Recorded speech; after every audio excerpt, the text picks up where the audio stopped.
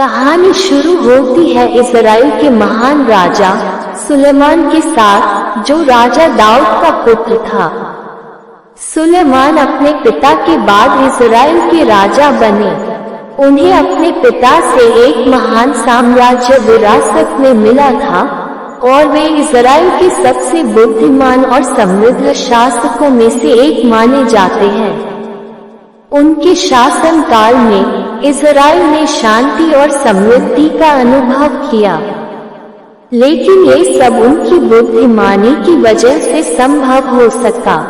भगवान का आशीर्वाद। सुलेमान की बुद्धिमानी की कहानी तब शुरू होती है जब भगवान ने उन्हें सपने में दर्शन दिए।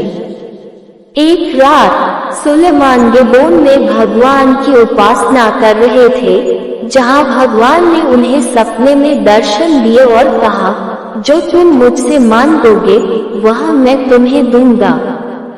सुलेमान ने भगवान से कहा, हे भगवान, आपने मेरे पिता दाऊद को महानता और करुणा के साथ राजा बनाया था। अब आपने मुझे भी इस महान प्रजा का राजा बनाया है, लेकिन मैं एक छोटा बालक हूँ जो इस विशाल साम्राज्य को चलाने में असमर्थ हूँ। मुझे इतनी समझ और बुद्धि दीजिए कि मैं आपके लोगों के बीच सही न्याय कर सकूं। भगवान ने सुलेमान की यह प्रार्थना सुनकर बहुत प्रसन्न हुए।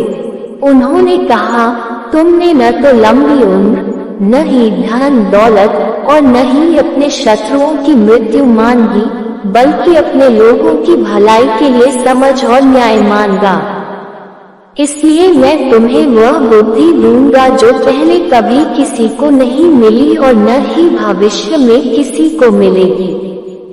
साथ ही मैं तुम्हें वह धन, वैभव और सम्मान भी दूंगा जो किसी अन्य राजा को कभी नहीं मिला। दो माताओं का विवाद। सुलेमान की बुद्धिमानी का सबसे प्रसिद्ध उदाहरण दो महिलाओं के बीच के विवाद से जुड़ा है। दो महिलाएं एक नवजात शिशु के साथ सुलेमान के दरबार में आईं। दोनों महिलाएं एक ही घर में रहती थीं और दोनों ने कुछ दिनों के अंतराल में बच्चों को जन्म दिया था।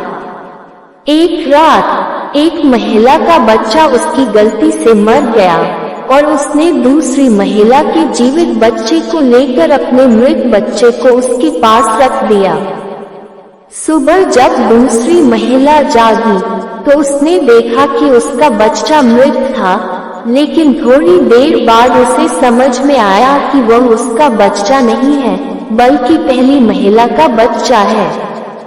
दोनों महिलाएं राजा सुलेमान के सामने आई और दोनों ने दावा किया कि जीवित बच्चा उसका है। राजा सुलेमान ने स्थिति को समझा और उन्होंने आदेश दिया, इस बच्चे को आधा कर दो और एक एक टुकड़ा दोनों महिलाओं को दे दो। ये सुनकर पहली महिला, जो असली माँ थी, चिल्लाई, नहीं महाराज, कृपया बच्चे को मत मारिए, इसे इस महिला को दे दीजिए, लेकिन मेरे बच्चे की जान बख्श दीजिए। जबकि दूसरी महिला ने कहा, इसे काट दो ताकि न तो मेरा हो और न ही इसका। सुलेमान ने तुरंत समझ लिया कि असली माँ कौन है। उन्होंने जीवित बच्चे को पहली महिला को सौंप दिया और कहा, यह उसकी माँ है। इस प्रकार सुलेमान की बुद्धिमानी पूरे इज़राइल में प्रसिद्ध हो गई। सुलेमान का न्याय। सुलेमान ने अपने न्याय और बुद्धिमानी से कई बार अपनी प्रजा को प्रभावित किया। एक अन्य घटना में दो व्यापारी एक कीमती पत्थर के लिए लड़ रहे थे। दोनों का दावा था कि पत्थर उसका है। सुलेमान ने उन्हें ध्यान से सुना और फिर आदेश दिया कि पत्थर को आधा कर दिया जाए और दोनों में बांट दिया जाए। एक व्यापारी ने सहर्ष स्वीकार किया, जबकि दूसरे ने कहा, नहीं राजा, कृपया इसे मत काटिए, आप इसे उसे ही दे दीजिए। सुलेमान ने तुरंत पहचान लिया कि दूसरा व्यापारी असली मालिक है और पत्थरों से सौंप दिया। सुलेमान का मंदिर निर्माण सुलेमान की बुद्धिमानी केवल न्याय तक सीमित नहीं थी, उन्होंने अपने शासनकाल में महान निर्माण कार्य भी किए।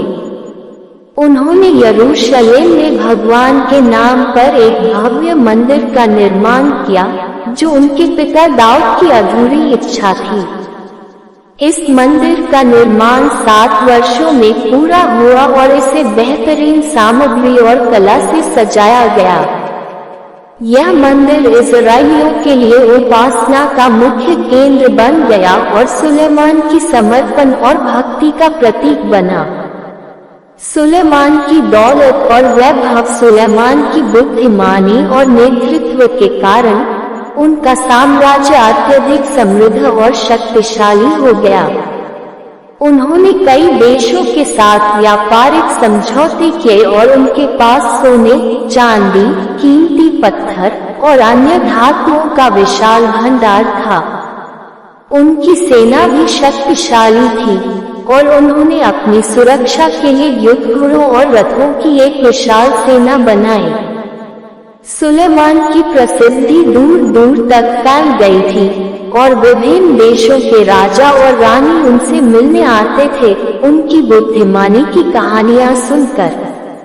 इनमें सबसे प्रसिद्ध थी सबा की रानी, जो सुलेमान की बुद्धिमानी की कहानियां सुनकर उन्हें परखने के लिए उनके दरबार में आई।